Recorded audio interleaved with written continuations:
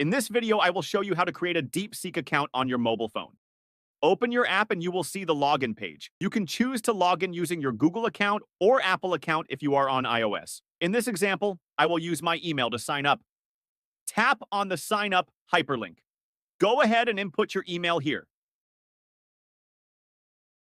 Then proceed to put in your password. Next, tap on the send code button.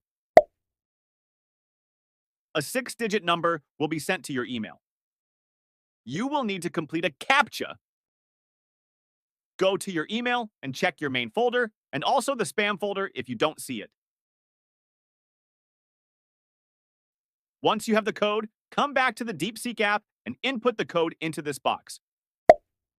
Check the box here and then tap on the sign up button. Now you can use the DeepSeek app for whatever you need. Thanks for watching.